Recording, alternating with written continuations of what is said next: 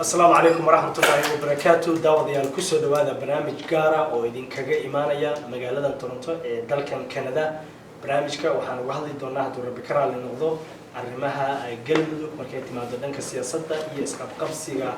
dabadheeraaday ka taagan galmudug waxaa barnaamijka marti iigu ah Cabdirasaaq Xuseen Geedi oo ah sharci yaqaan isla markaana horay ugu tartamay madaxtinimada galmudug sidoo kale waxaa barnaamijka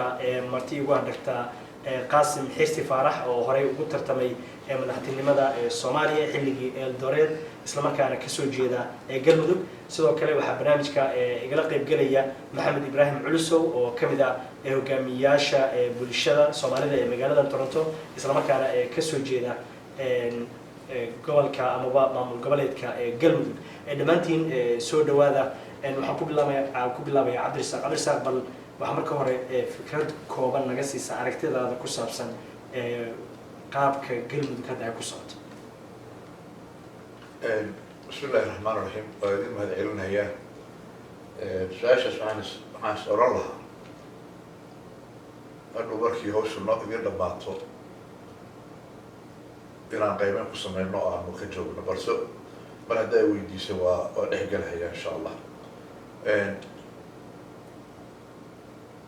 قلبه هذا هربا كسعته. وحلو ما عدل إلا الله سمين دوما معمول لونيه. waxaana garwadeenka ah oo wada waxa la yiraahdaa dawladda dhexe oo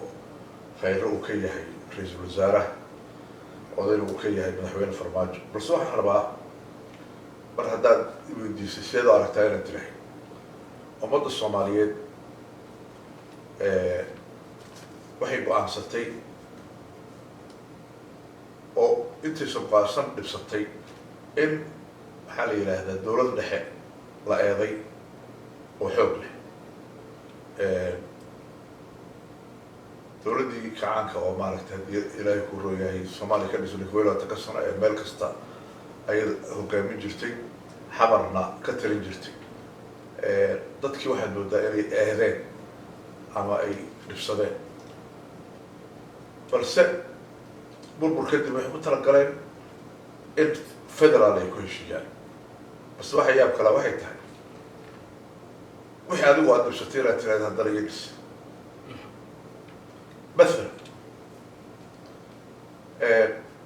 وحوارامي يقول له الدولة دي الحين قام يقول شغيل يسيبها بصلي وعكبها على الفدرال بنك سمينا هي حتى لا بركي البقات اللي تجي أما الدولار اللي تجي واللي وحنا كشغل صدقنا حكم فدرال كا أي بركة روح على هيكل كي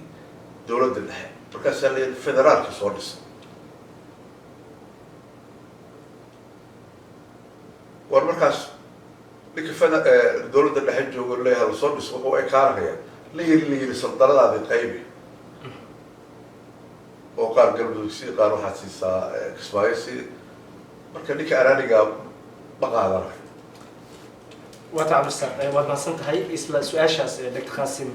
aragtidaada waxa hadda ka socda inagoo aanan u guda galaynin halka ay dhibaatadu ka taagan tahay laakiin aragtida guud waxa galmudug ka socda bismillaahir rahmaanir rahiim waxa hadda galmudug ka socda horta waa muran muddo soo jiitamay ilaa haddana socda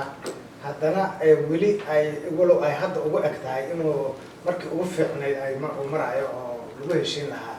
haddana weli la iskuma hadlayn karo marka taariikhda dib loo raaco meesha ay sartu ka qoraysan tahay marka waxay tahay sida hadda oo Cabdirasaaq sheegay markii ambagaadi aniga aan joogay oo la diyaarinayay nidaamka federaalka la sameeyay qoraalka federaalka dadkii noo sameeyay waxaana ka dhaadhiciyay anaga Soomaalida meesha joogtay oo aqoon kasta lahaa oo khibrad badan lahaa waxaana la yiraahdaa adinku ma taqaanaa waxaa jira dad u dhigi jiray resource persons oo qofka resource oo qof wax yaqaan ah dad aqoon yahanna loo keenay ajaanib u badnaa dadkaas marka wax noo sheegay wax noo qoray dadkii wax qorayay waxay ahaayeen oo cadaankii yimid arday jaamacada dhigta oo sameynayay research ku barbaranayay sharciga yaqaanimada iyo waxaan ku barbaranayay kuwii waxa ay qoreen wax ku barbaranayeen oo aan nidaamsanayn baa ilaa hadda noo yaala oo waxay noo yahay charter waxa la dhaho haddana dastuur dhistaan iyo dastuurkiina waa ka hadda 12 sano waa qabyo qoraal weli marka halkaas bay arrinta ka qorsantahay iyadii oon dastuur jirinin federaal iyo macnaha gobolkii kala qeexaya nidaamkii kala qeexaya qofka noqonaya gobolka ka madax noqonaya xataa inuu madaxweyne loo magacaabo meel dastuurka uga dhigan tahay ma jirto xataa waxaa weeye wixii oo dhan waa waxay tahay haphazards waxa la dhahaa oo ad hoc system englishka la dhaho waa habaqtan iyo kusoo boodo waa tahay waad mahadsantahay Dr. Qaasim Maxamed Ibrahim. بسم الله الرحمن الرحيم والصلاة والسلام على أشرف المرسلين أما بعد وما تنتهي هذه وياها إكسبريشن يو تلفزيون كأتكسر هو تلفزيون كيو راديو يو فرسمية قالنا كل هذه بأمو ما قبلنا يا أنت كنتب أنا جا وحنا هاي نين غير قلمتوجا ريالتي مركب قلمتوجا حكا صعدو وحنا قدرنا سنة هاي كو نظام كل وقت تلقى الصومالي إنه نقول كينين أو system federal government system federal government galmudug hadii wax qabsanayso waxay dadka galmudug inay ayaga abaabulkoodii nidaamkooda ay sameystaan dawladda dhexe waxay ka caawinayso waa wax cad oo la yaqaan iyo waxa ka dhaxeeya maamul goboleedyada iyo dawladda dhexe waxaad u malaysaa oo ayaan darro ah dadka maanta maamulada iyo nidaamka noo haya waxa way dad warbajoog ah yaqaanaan nidaamka systemka federal government uu shaqeeyo haddana waxaad malaysaa inay gees marayaan inta la rabay inay tusaan federal systemka habka uu shaqeeyo nidaamkiisa dadkana dhadhan ay ugu sameeyaan saacateena si daradaas ayaa haysato waxaana ka socotana cadaalad xumo iyo isla mar ahaanta dawladda roolka ay ka dheelayso waxaa la rabaa dawladdu waa dawladdeennii waxaa la rabaa rool fiican oo dadkii xilkoodii mas'uuliyadoodii inay iyaga saarto facilitation ay u samayso ma aysan dhicin marka waxay ka socdo oo aan raba detailska dambe inaan gadaal ka galo hadduu alla yiraahdo waxaan u haystaa wax unfair systemkii lagu wado inay unfair tahay wata maxamed laakiin dawladda waa dawladdii dhexe ee dalkoo dhan mas-uulka ahayd awoodeeda haba iska yaraato meel habboonayn in looga dambeeyo markay timaado dhanka maamulka iyo doorashooyinkan dalka ka dhacaya inay korjoogteen ka ahaato maysa xaq u leh korjoogteen xaga u leedahay laakiin inay dhex gasho oo iyada guddigii doorashada iyo nidaamkii ay soo dhex gasho xaq uma laha maadada dalkan aan joogno Toronto systemka Ontario wax shughul ay ku leedahay federal government-ga male like observation way sameyn karaan way joogi karaan waa la soconayaan markaa dhexgeli lahaa maxamed oo arrinkaas waxaan kaa dhexgeli lahaa wata waxaa weeye meesha annaga hadda federaalka yaga iyo kan Canada la iskagama qiyaas qaadan karo Canada inta aan nidaamka la dhisinin haykalkiisa istaagiisa la dhisin sharci baa la dhisay sharcigaas ay ka bacay wuxuu dhan ku yimaadeen annaga marka sharci hadda nooma yaalo sharci lagu dhiso galmudug oo qoraal ah oo la yaqaan oo cad ma jiro dawladda korjoogteen ka noqoto marka dawladda korjoogteen ku noqoto taas nooma qorna wax heshiis dhaqameed ah iyo waa baab kale midda marka waxay sababaysaa meeshii maadaama ay evertay aan waxba ka jirinin dawladdu inay waxun bilow ka samayso waayo sharcigii baa sheegaya in marka hore kii waa sax sheegnay waxaa la soo dhisay sharci federaalka la soo dhisay federaalka waa la yiraahdo ku dhisa laamiyeene عبد الرزاق محمد ودمان سنتين رام نقطة دكتور قاسم يو محمد عبد الرزاق ينسينا عبد الرزاق دكتور قاسم بوشي هدي تستور لما يستلم وجرو دولة دحي وأول يجرتو شرعية كلا دنبين وجرو مركز دولة دحي واحد مدعي لو إذن لها فرق لين توصل إلى إمام الجوال دي كويس لكن هذا يصير لا إلى عليه تم تدتك كنا المشاز دولة دم يسحق حقولهين in iyada ay si rasmi ah hawsha u wado si markaa cadaalad halkaa ay ugu dhacdo runtii waa sidaan u sheegay weeye marka hore haykalkii baa la dhisay haykalkii baa marka waxaa la yidhi bal ha la ballaarin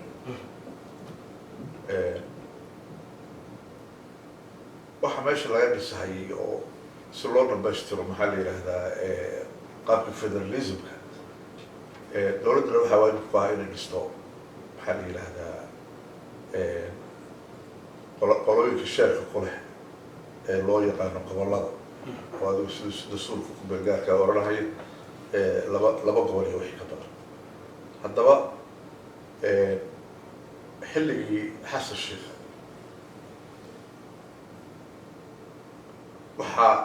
moodaa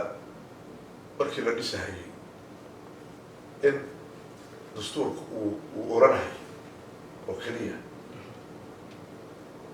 in dawladdu ay bilowdo dhammaystirto gobollada inay dhisto maamul goboleedyada ayadii sidii u dhacday waxaa la dhisay ilaa 3 gobol baa la dhisay baan malaynaya ama 4 gobol markaa jiray baa la dhamaystiray dawladduna waxay gacan xoogle bay ku lahayd ayadaa soo abaabushay habraaca iyo odayaasha ayadaa isu keentay baarlamaan bay sameeyey qolo kasta dawlad bay sameeyey balse gobolladaa markii la sameynayo waxaa feer socday in gobol kasta uu lahaa dastuur u gaara oo isu dawladdii xasasha markaa ay jirtay ay ku ansixisay waayo markii gobol dhisahay waxaa la isu keenaa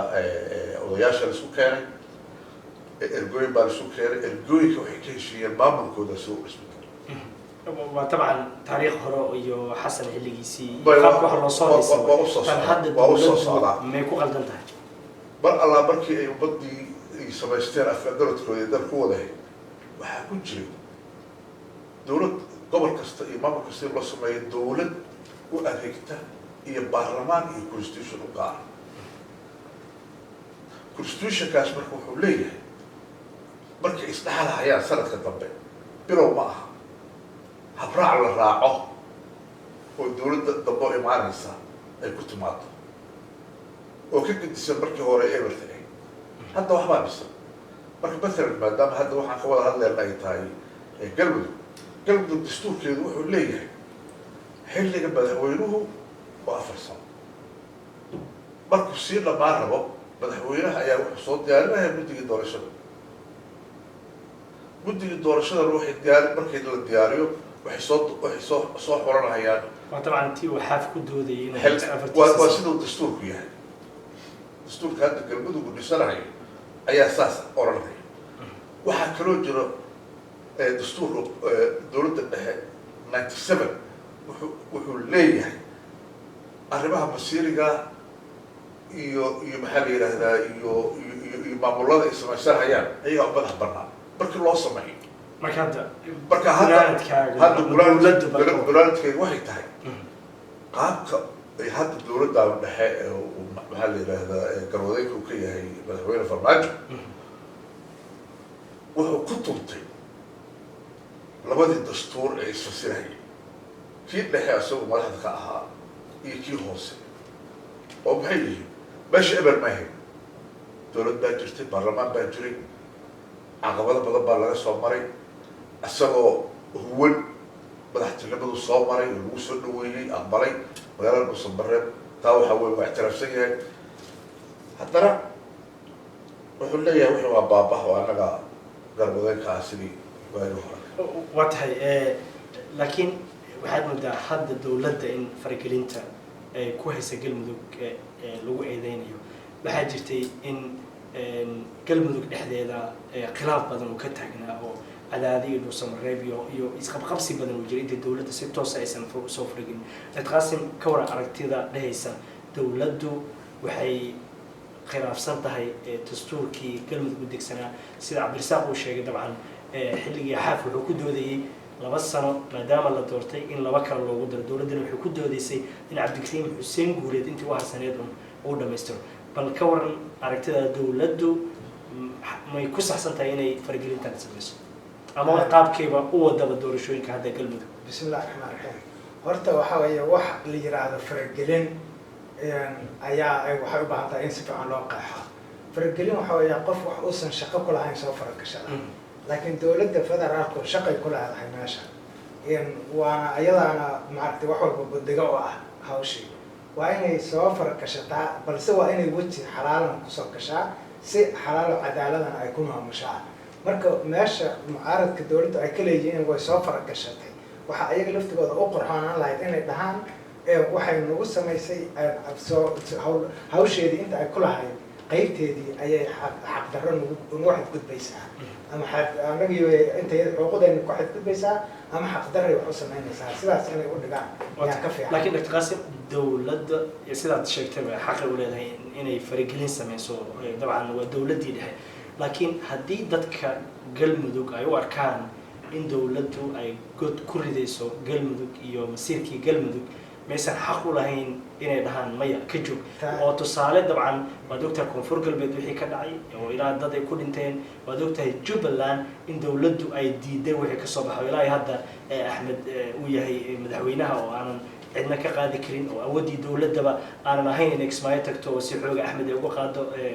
madaxtinimada haddii reer galmudug ay arkeen faragelin dowladda ay horey ugu sameysay maamul goboleedyadii kale natiijadii ka soo baxday la arkay mayse aan iska hor istaagaan. waxaa marka la rabaa in la ogaado reer galmudug miyaa arrintaas qalad u arkay oo kasoo horjeestay mise shakhsiyaad mucaarad ah iyo kooxo mucaarad ah baa ka hadlay. mucaaradka laftooda dabcan galmudug ay kasoo jeedaan markuu u cadeynayaa haddeer inta dhowrkii bilood aan soo dhaafnay inta ay hawshaan dambe hadda socotay magaalada Dhuusamareeb odayaasha reer Dhuusamareeb mar waxay ku fariisteen ayagoo reer galguduud oo dhan ah mar ayagoo reer Dhuusamareeb iyo reer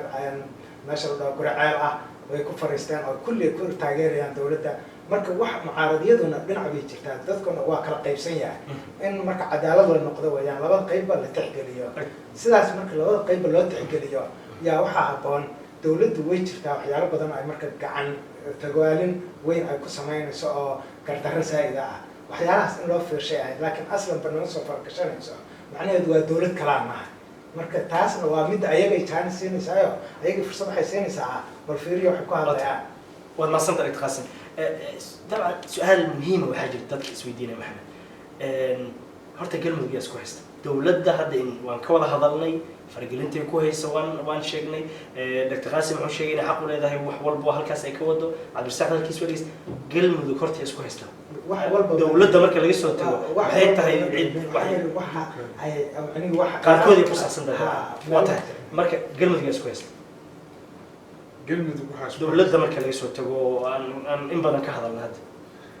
waa mahadsan tahay inta aanan horta aan su-aashaas direct uga jawaabin tii hore ayaa waxyar aan rabaa inaan ifaalo yar ku sameeyo walaalkay Qaasim sida uu u yiri arrintan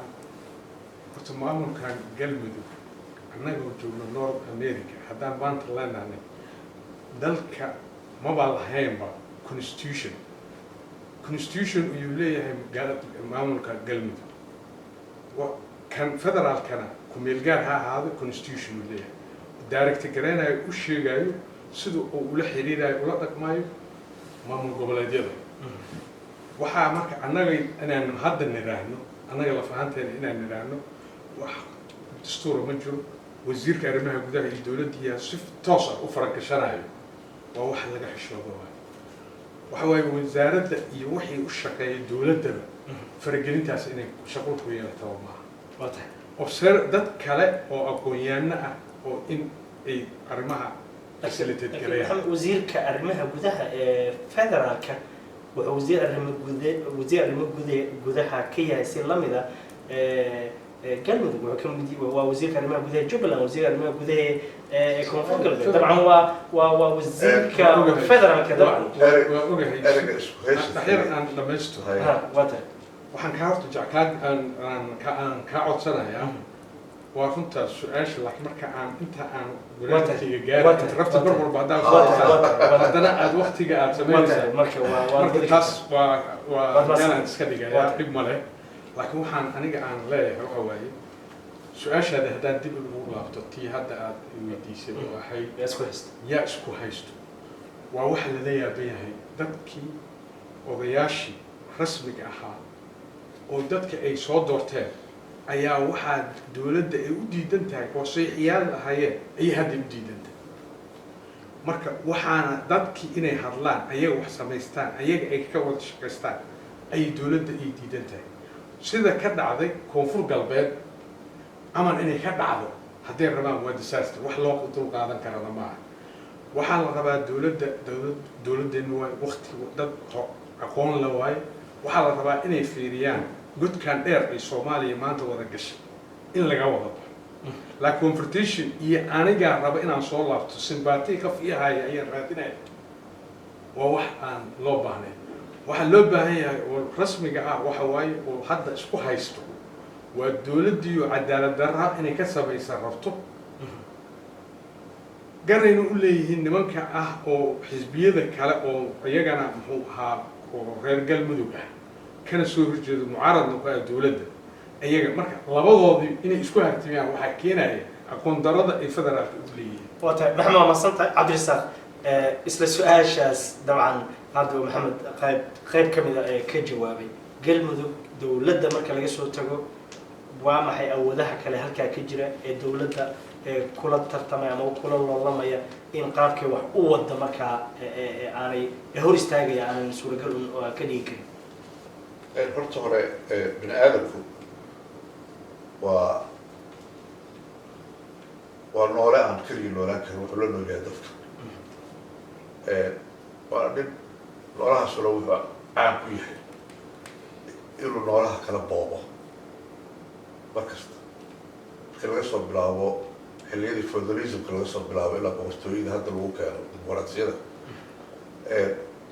dadka aqoon-yahanada ee shuruuc iyo yaqaana wada noolaashaha waxay regulaareynahayen ama ay mar kastaba hal sharci ku darahayeen sida ugu wanaagsana dadka ay ku wada noolaan karaan waa sharcigan waa paragraph ku qoran xaashi ku qoran haddaad su-aashaa aan si cilmiyeysan ooga jawaabo sida aragtidayda ama aqoonteedii gaarsiisanta waxay tahay in la dhiso galmudug waxaa qeexaya qaabka iyo sida loo dhisi lahaa dastuurkii dadka reer galmudug ay ku heshiiyeen kal hore ee shaqeeyey 4 sano u dambeysay muran hadduu yimid waxaa muranka bilaabay dawladda dhexe ee dabcday in shuruucdii halkaa ku taagay ee dadkaas marka horeba ay isku soo dhiseen oo ay ku heshiiyeen oo ay meel dhigteen in la yidhaha waan khilaafayna masalan maamul baa halkaa ka dhisnaa maamulkaa u isdhaxlay 2 doorasho u galay 2 doorashaba waxaa u saamaxaya shuruucdii meesha ku taagay 4 sano weeye iyo 2 sano weeye taa waa laga murmi karaa laakiin markay dhammaato xilligaas waxay noo sheegaysay oo keliya in la bedelo xildhibaanada iyo maxaa la yidhaahdaa iyo madaxweynaha markaa imaanaya oo ay kala horeysay madaxweynihii baa imaanaya oo u baahna keliya in madaxweynihii la bedelo dawladdii soomaaliya waxay samaysay maamulkii oo dhan bay tirtirtay maamulkii galmudug markaan jiray oo markaan waa nuul waay waxa la yidhaha markaa waxay hadda maanta maraysaa in kow ergada 6 sano ka hor qaabkii ay lasoo bilaabay in hadda lasoo bilaabo wax kaba jiraan laga dhigo marka muranku waxaa weeye dadka reer mudug sharciga u yaalay hala raaco iyo xukuumad feerbuuran oo hadda timid oo dhaysa raaci maayo waad cabdirasaaq waad mahadsan tahay daawadayaal tafaasiisha kale usoo noqonayna waad mahadsan tahay daawadayaal waxaad la socotaan barnaamij gaara oo idinkaga imaanaya magaalada Toronto ee dalkan Canada barnaamijka waxaan uga hadlaynaa arrimaha galmudug waxaana marti iigu ah cabdirasaaq xuseen geedi oo ah sharci yaqaan isla markaana u tartamay madaxtinimada maamulka galmudug sidoo kale waxaa marti iigu ah Dr. Qaasim xirsi faarax oo horey ugu tartamay madaxtinimada dawladda Soomaaliya xilligii Eldoret kaasoo ka soo jeeda galmudug sidoo kale waxaa marti ugu ah Maxamed Ibrahim Culusow oo ka mid ah hogaamiyaasha bulshada Soomaalida ee magaalada Toronto ee dalkan Canada ee kana soo jeeda galmudug mar kale dhamaantiin soo dhawaada waxaad moodaa in dawladda marna akabo waxaa jira su-aal aada muhiim oo dhowr goor aan weydiiso laakiin kuwa kalaan looga darnaa qabiyaha baan rabaa inaan jawaabteeda hadda ku siiyo waxaa tiri yaa ku loolamahaya maxaa la yidhahdaa isheeg galmudug mid hadda waa ka jawaabnayo waa dowladdii iyo shuruucdii galmudug tahay laakiin haddana weli galmudug loola xoog la jira oo sidii sardaladii loo kala qaadana xoogo kale waxaa jira aad adigu hadda su-aasheeda la weydiisay oo aanta dowladda iyo ta galmudug ahayn oo rabo bal in la ogaado maxay tahay oo maxay tahay xukuumaddu markay ku holaneyd inay dhismaha tirtirto waxay heshiis gooniya la gashay kooxda ahlu sunna waljamaaca oo xoog jira ah markii horena mudad gaarka turneyda maamulkaas waa maamul kala dambeyn leh muddo soo shaqeeyey dhowr magaalo haysta ciidan xoog leh markii la dhisahayey meesha galmudug la dhisahayay caadada lagu dhisahayna ka gooni ah balse aakhirkii la isku keenay ayagii iyo dowladda xukuumadda hadda dhisan farmaajo garwadeynka ka yahay ayaa waxay ku heshiiyeen arrin gooniya aysan ogeyn sharuucda hadda loo arrin gooniya waa arrin gooniya oo maxay tahay dastuurkaa lagu cayaarahayo oo lagu cayaari maayo aan la qadarinayn waxaa ku taalla qabaa'ilka soomaaliyeed inay wax qaybsadaan hadda sunna waljamaaca qabiil ma aha waa urur hubaysan soo faham soomaalida waxay ka yimaadeen ururo hubaysan for example galmudugta hadda la sheegayo waxay lahayd galmudug muddo shaqeynaysay oo road mapka ka qayb gashay oo madaxweyne lahayd oo xildhibaano lahayd oo samaysa dowladda dhex hadda samaynaysa road mapka ay ku shaqeynaysa waxaa kaloo jira qolo kale maamul kaloo la ilaaxibinayahay oo asaga madaxweyne iyo baarlamaan iyo maamul lahaa labadiiba waxaa tirtiray constitutionkii annaga aan ku heshiinay oo ahaa in qabiil wax lagu qaybsado marka sunna waljamaaca waa qabiil waa urur waa tahay waxaad sheegtayna in badan aada moodaa in laga leexleexanayo awood jira oo galmudug ka jira hadda inay tahay ahlu sunna marka dowladda iyo laga yimaado dabcan dowladda iyo waxa is haysta xilligan oo galmudug ku loolamaya waa dabcan iyo ahlu sunna oo sidaan ognahay heshiis dowladda federaalka heshiis la gashay sida adigu ka dhawaajisay ahlu sunna taasoo meesha ka saartay xaaf kadibna hadda dowladdii iyo ahlu sunna waxaad moodaa inay iska hor yimaadeen dr qaasim ka waran awoodda ahlu sunna in badan ay al-shabaab la dagaalantay waa awood aanan la inkiri karin ee ka jira gobolka galmudug maxaa diidaya dowladdu inay maaragta aqbasho rabitaanka ahlu sunna waljamaaca bismi illahi raxmaan raxiim ahlu sunna waljamaaca horta meeshan waxay ka jirtay intii aan maamuladii horeeto iyo galmudug iyo waxaas oo dhan jiranin mar horeyna ayagu isu xil saareen ayagoo markaas ka dabaaqtamayay kooxihii maaragtay miladiinta al-shabaab iyo wax lamid ahaa maadaama ay sidaa u jireen oo awood jirta ay yihiin ayagu sax iyo qalad waxay doonaan ha aadeen waxaa la rabaa in xubinnimadooda awood jiritaan horta lagu qiimeeyo dowladdii xasan sheekhe marka dowladdan ka horreysay way heshin waayeen ayagoo jiq iyo jiq kala taagan ayay dowladda xasan sheekhe ku tagtay dowladdan oo farmaajo hogaaminayo way la heshiiyeen way soo gacan qabteen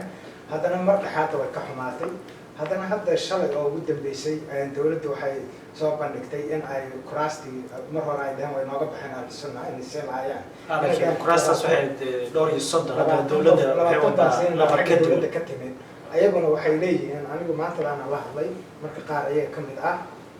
ahlusunnada waxay dhaheen annagu 35 36 baan ku doodaynay oo heshiiskeenu ahaa marka 35 aan ku doodaynay oo sideedii in la wada siiyo iyo in la yiraahdo heshiisku aan kaga baxay labadaas mid baan ku go'aanaabay dhahan laakiin 20 maaragtay nama anfacdo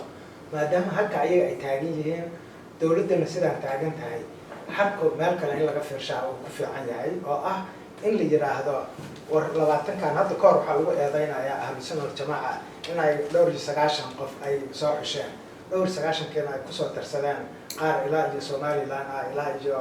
jubbaland iyo dad oon isku soo darsadeen wixii xerta ahaa oo dhan marka arrintaas sidaas maahan in la yiraahdo xerano waa xer tanna waa maamul dad maamul iyo siyaasad nidaamkeed iyo idin yaqaana oo beel walba ka mateli kara keensada oo odayaashana lagu raali geliyo la yiraahdo hal qof waxaa idin keenaya ahlu sunna wal jamaaca haddii beeshaas xataa laga waayo ahlu sunna wal jamaaca inay mid yaqaanaan oo xataa xamar joogaya ay uga yeertaan marka 20-koodaas ay sidaas ku keensadaan ayaguna 20-ka aqbalan saasaa nabadda ku jirtaa waxaa kaloo muhiima marka in meesha laga xaribaabiyo qodobkii maxamed iyo garyaqaan cabdirasaaq ay ku celceliyeen ee ahaa galmudug dastuur bay leedahay anigu arrinkaas ilama saxsana dastuur galmudug maanta ay isku raacsan tahay oo u dhamaystiran ma jiro sababtana waxay tahay galmudug waxaa weeye mar waxay ahayd gaalkacyo qayb ka mid ah magaca galmudug buu ahaa galmudug dastuur u degan oo u gooniya oo galmudug ay leedahay dabcan ma jiro sida aan isu raacin waa sida tan waata waxaa weeye xubin iyo xeebo dastuur bay lahayd xubin iyo laakiin galmudugta dhisan hadda dabcan dastuur u gooniya leedahay soo doonaba weli isku waafaqid rasmi oo la isku raacay oo ay isku raaceen waqooyiga galguduud iyo koonfurta galguduud iyo bari galguduud بسم الله الرحمن الرحيم waxaan malaysaa horta annaga lafahanteen inaan isla jangaadin oo directionka aan u soconno marba dhinacaan u cararayn su-aalaha waxaan rabaa in su-aashii markaas lala weydiiyo in laga jawaabo in si toos looga jawaabo annaga haddaan Soomaali nahnay waxaan ku qaybsannay 4.5 wax la yidhahdo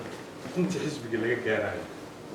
waxaana fiican wixii lagu heshiiyo in la sameeyo sida uu Cabdirasaaq walaalkii Cabdirasaaq uu sheegay ururo iyo nidaam iyo warlords iyo wax walba waa ka jiray iyo maamulo Soomaaliya laakiin lama tixgelinayo wixii meel aan looga dhigay abaalmarintooda waa la kala siiyey waxay u baahan tahay justice cadaalad markaad sameynayso waxay u baahan tahay in qodobeyntaada sharcigaaga inaad ku socoto laakiin haddaad tirahdid xeerjajab hoose kalaan samaysanayaa waa midda fidnada noo keenayso oo hadda ahlusunna wal jamaaca iyo dowladda waxay ku heshiiyeen markeeda horeba ay xaqdarro ahayd labadii xaqdarro ku heshiis xaqay ku diriraa waa waxa dhibaatada noo keena maanta annagoo Soomaaliya confrontationkeeda laga baqay Ethiopiana ma soo galo Ethiopiana aan ogsoonahay oo aan ahayn amisom oo ah xuduudka ka soo gudbay si ay u sameeyaan dibkii ay ka geysteen koonfur galbeed ayaan daro waxaa dad badan ayaa nooga dhintay procedure loo soo maray ahay Soomaalida madaxweyne Farmaajo waxyaabaha uu ku soo galay waxay ahayd Ethiopia in aan nidaam iyo walaaltinimo iyo si aan degan aan wada shaqeyn laakiin in la isticmaalo ayagana berito maadaama aan isticmaalka aan ogolaanay dowladda federaalkana waa la isticmaalaya maadaama taas markaan usoo laabto ani waxaan aaminsanahay reality-ga waxay sarta ku qorunsan tahay waa dowladda Soomaaliyeed ayay problemka waxaan haystaa let me tell you annaga waxaan rabnaa horta price kalfaantiisa xurriyadu leeyahay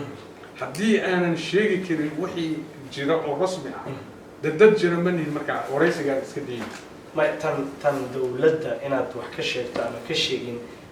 ma aha midaan is-hortaagayo waxay xaqan ka sheegayaan qodobka dowladda iyo faragelinteeda iyo saxaanshiyaheeda waa midaan ka hadlay hadda su-aasha waxay tahay aan idin weydiiyey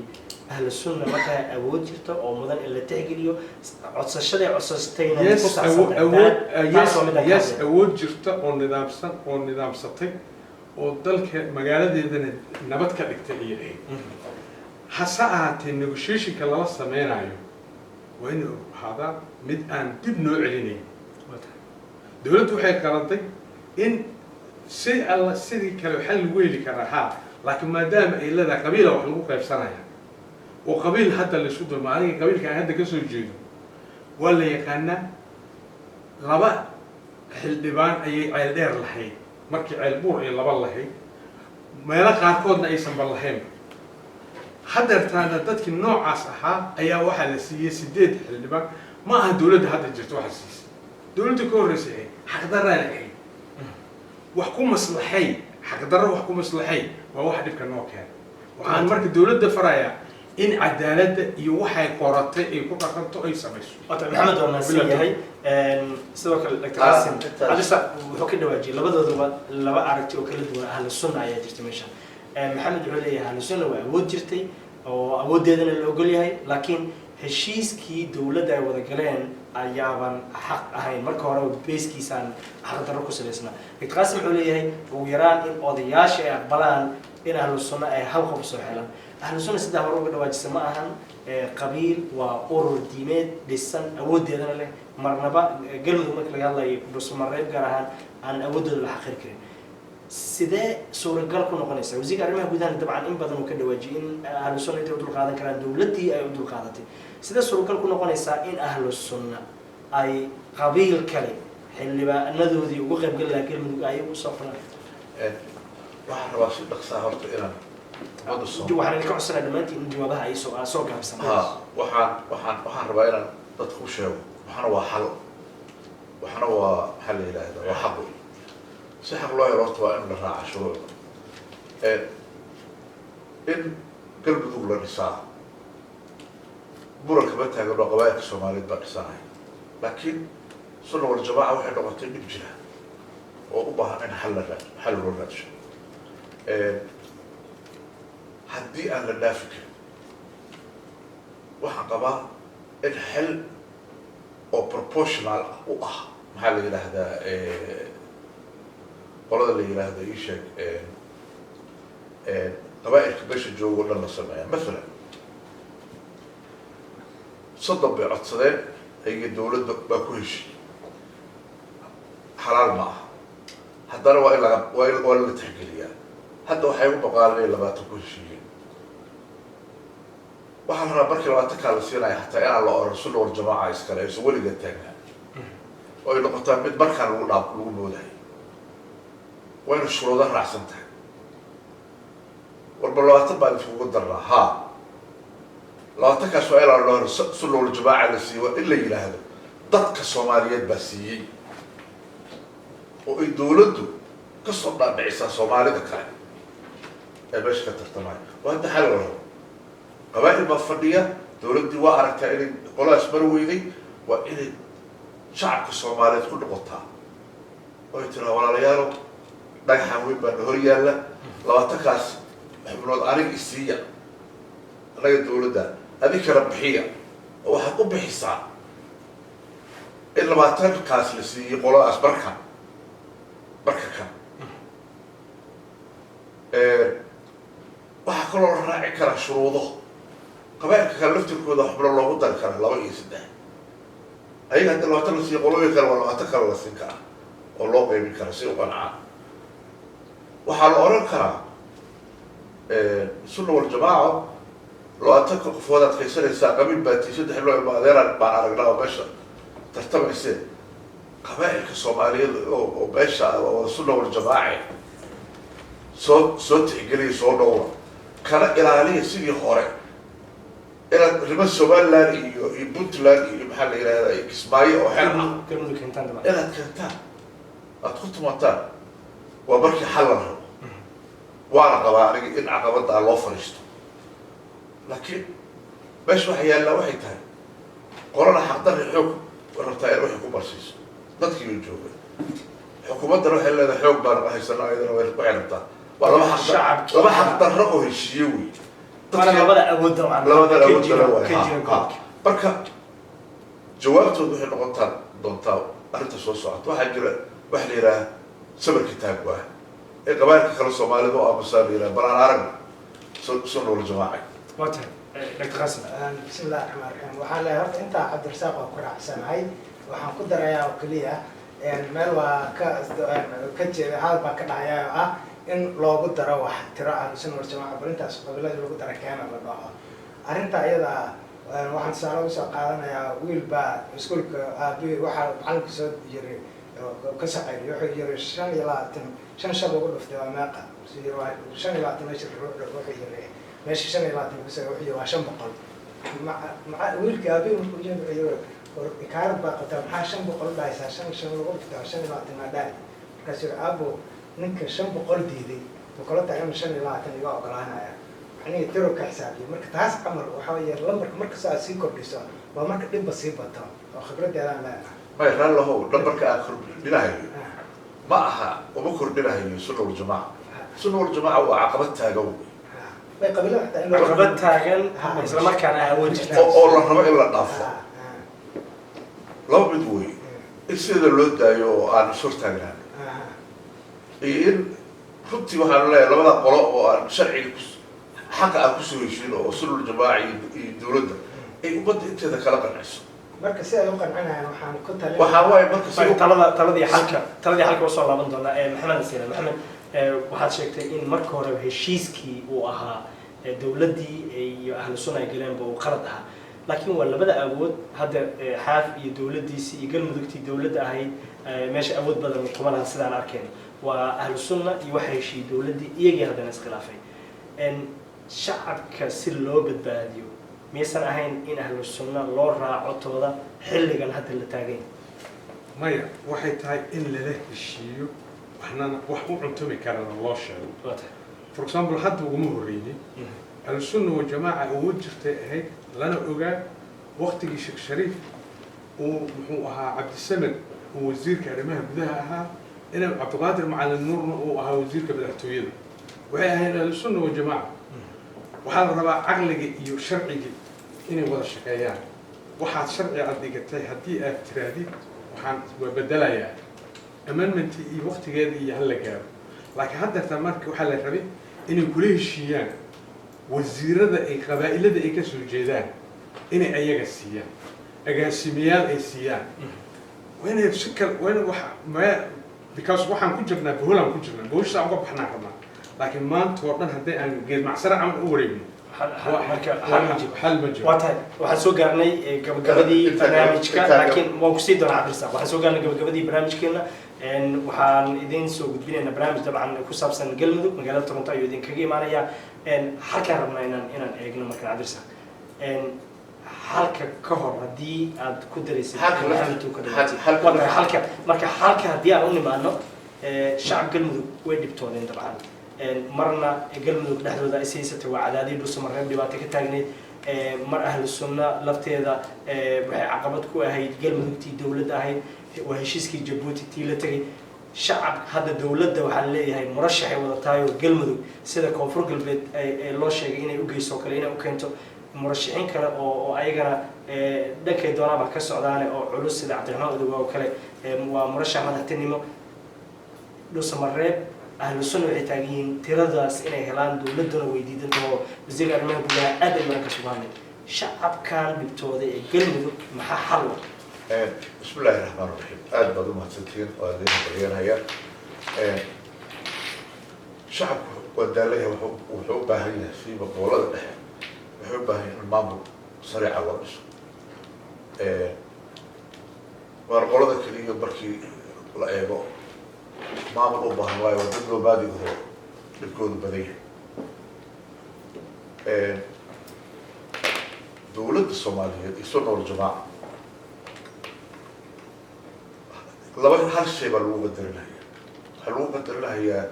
qolana laba magaalo ay xukuntaan awood kala male qolana waxaa lagu qadarinayaa inay saldaradii dhexe ee soomaaliyeed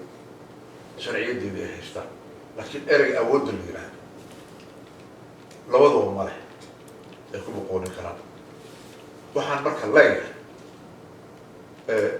intay ogaadaan labadaba xormadaas in loo hayo inaan wax ka iibsano haddaan soomaalida nahay labada qoloba waxaan ka iibsanaynaa caqabadan jirta inaan ku bedelano mar u dhin maamul loola dhiso ilaa waa kubeelgaad waxay tahay 20kan la dhaafi waayey oo ahlu sunna in 96 laga saaro bal 20 loogu daro ayaga la siiyo qabaa'ilka soomaaliyeed intooda hore ay sheegtaan balse aysan noqonin awood ay qaateen ama sii jiri doontaa markay ma qaabka ay u warsanahayaanna ay bedelaan oo ayagoo wada socda markaan ilaa anagoo ogeyn bay heshiiska gaareen ayagoo wada socdo oo weliba naadimiin oo xishoonahay in inta yimaadaan yaraa ummadda soomaaliyeed gafkaas baa naga dhacay meel aan ka aadnana ma lahayn aqbal waa tahay waxaan rabaa haddii dhaqankaa ay la yimaadaan in soomaalida kale ay aqbasho waa tahay dowladdan waxaan kula dardaarmahaya si ay dadka u shaqeeyaan mar haddii baarlamaanka aad u dhistay doorashadooda ka dhexbaxa qofkiina waa yimaada waa tahay madaxtinimada iyo ciday doontaan reer galmudug marba ha doortaan haddii loo sameeyo dabcan baarlamanka cabdirasaaq hadalkiisa ugu dambeeyey dr qaasim xalka maxaad u aragtaa bismillahi raxmaan raxiim waxaan xalka u arkaa horta marka ugu horeysa haddaan ku bilaabo ahlu sunna waljamaaca ahlu sunna waljamaaca waxaan kula talinayaa walaalayaalow waxaad ogaataan maamul meesha laga dhiso macnaheedu ma ahan xerti oo la ballaariyo iyo wadaadnimadiiyo ma ahan marka qaabka xerti iyo isla diintii sharcada barashadeeduna waa gooni iyo axkaamtaasna waa dhankaana maamul baa meesha ka jira marka ogolaada inaad wax ku lahaataan laakiin aadnaan wada lahaanin qodobkaas horta waa inaad taas ogolaataan midda kaleetana in aad ogolaataan in macnihii qaabkan marka wax loo kala qaybinayo waxaan odhanayaa marka dowladda in ay ogolaato in ahlu sunna waljamaaca 20 ama 30 iyo waxay u gartaan inta siiyaan ay yiraahdaan odayaashu intayna soo xulin ayagu ha soo xuleen si aan isku dhac u imaanin reer walba markay qof ama 2 qof ka keenaan in la yiraahdo reerkaas qofka iyo labadoodii ahlu sunna ba keentay marka odayaadoodu macnaha waa jifay noqonaysaa markay reer hebel ay qof ama 2 qof ka soo dartaan 2 jifo ama 1 jifay noqonayaan oo kale in reeraha la yiraahdo jifadaas waxay waa qabaan jifooyinka kale ka dhex keena marka qaabkaas in la isugu sameeyo daariq naasir oo habkaa loo galo waa muhim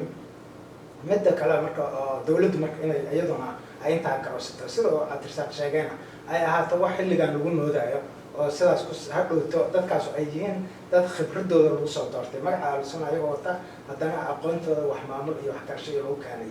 arrintaasna inaysan xildhibaanada keliya kuma ekaanaysa hadhow waxay imaanaysaa golihii wasiirada iyo boosishinadii maalihii kaleeto o dhan oo jagooyinka kale oo dhan ayagana marka in xisaabta saas lagu wadwado shacabkana waxaan oranayaa shacabka reer galmudug ha isdhiganin oo ha quusanin oo waa la iska kaaya haystaa ha dhiganina waxaad ka adagtihiin inaad odayaashiina aada maamulku aada ku kicisaan in ay soo doortaan qofka saxa oo qiimaha leh oo wax idin qaban karaa marka intaas marka ay tahay waxaa kaloo dowladda waxaan kaloo ku siwaaninayaa inay dowladda kooda uga horeysaa ay haddaba meesha ay leedahay guddi nabadeyn baan samaynaynaa oo guddi nabadeyn bay hadda ayagu wadaan 13 guddiga dib u heshiisiinta waa soo dhaafay hadda marka waa soo kii doorashada hadda marka kaas la soo dhaafay guddiyada noocaas kala inay meeshaas meel lamida ka samayso dad aqoon-yahanaa oo ummadda baraarujiyo oo u sheega sida ay wax usoo doortaan marka taas waxaan ku gabagabeynayaa in ay dowladda qodobada hadda la degsaday oo laleeyahay 22 December baa madaxweyne lagu soo dhisaya iyo gabgabta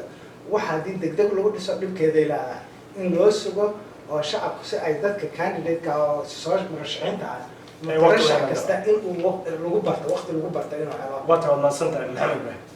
بسم الله الرحمن الرحيم أهل السنة يا الله أهل السنة والجماعة وحن لا يلهي صومالي وحنا أهل السنة والجماعة مرك إذا كنت تحكي لنا وحنا وحواي دلك تراي دين ما دام أردمين آتدين وحن إذا كنت لنا يا إن سفي عن أوقف الكتان عيها دلك عنيت ولا جت جاي بري حزبي نغنيسات حزبي أهل السنة والجماعة دتكي inay soo galaan haddaad xisbiga ka dhiganaysid ama magacay naqanayso waa inuu caqliga shaqeeyaa diintana dhinaceedana aad iyo aad looga taxadiraa waxaan kaloo leeyahay oo ahlu sunna waljamaaca 20ka ay dalbadeen oo dowladda hadda kula heshiisay hal ra'yi ayaan ka soo jeedinayaa 20kaasiito in barbuush si loo qaybiyo 11 qabaa'il loo siiyo qabiil walba ahlu sunna waljamaaca ku jiro jilibka ama jilibkaas ha noqoto qofka ayaga wataan tixgelin noocaas in la sameeyo si dalka loo badbaadiyo confrontationka uu yaraado waayo haddii kale waxaa imaanaysa mar walba arrin cusub halna waxaan leeyahay dowladda waxaan leeyahay u sheegayaa waxa maanta taagan ma aha in wax laga raadiyo maanta waxay taagan tahay magac iyo taariikh in laga tago waxaan madaxda u sheegayaa especially farmaajo iyo khayre magac wuxuu ugu jiraa oo taariikh history ay ku samayn karaan hal arrintaasoo ah dadkaasi iyo odayaashooda iyo xildhibaanada la doorto inay u dayaan maadaama musharaxiinta ay yihiin hadda ugu firfircoon oo muxuu ahaa ninka la leeyahay cabdiraxmaan Odowa guutaale cabdiraxmaan Tuuriyare qorqor saddex nimankaasayto kalsoonida iyaga iyo dadka ay rabaan in waxaan leeyahay ay uga dambeeyaan dadkana ay siiyaan jaanis oo taasay ku liibaani karaan magacna ku yeelan karaan history ku samayn karaan wabillahi tawfiiq waa tahay waad mahadsan tahay maxamed dad badan dabcan waxay aaminsan yihiin in dhibaatada Soomaaliya ka taagan tan dawladda iyo maamul goboleedyada ha noqotay iyo dhibaatooyinka maamul goboleedyada dhexdooda iyo dawladda dhexdeedaba inay saldhig u tahay dastuurka oo aan dhamaystirnayn loonaga gudbi kara dhibaatooyinkan oo dhan in la helo ee dastuur dhammaystiran daawadeed ku mahadsantihiin daawadashadiina barnaamijkeena dabcan waxaan soo gaarnay gabagabadii waxaa idinkaga imaanaya barnaamijka magaalada Toronto ee dalkan Canada wuxuu ku saabsanaa maamul goboleedka Galmudug iyo qaabka wax u socdaan iyo doorashada la filan karo iyo sida qaab xal looga gaari karo dhibaatooyinka ka taagan ee Galmudug waxaa barnaamijka marti ugu ahaa Cabdirasaaq Xuseen Geedi oo sharci yaqaan isla markaana u tartamay madaxtinimada Galmudug sidoo kale Dr. Qaasim Xirsi Faarax oo hore ugu tartamay madaxtinimada dawladda Soomaaliya xilligii dooreed kana soo jeeda Galmudug sidoo kale waxaa marti ugu ahaa Maxamed Ibrahim Culusow oo kamid ah hogaamiyaasha bulshada Soomaalida ee magaalada Toronto ee dalkan Canada isla markaana ka soo jeeda Galmudug magaciigu Xuseen Nur Xaaji tan iyo inta aan mar kale barnaamij ku kulmi doono waxaan kaga tegaynaa sidaas iyo nabadgelyo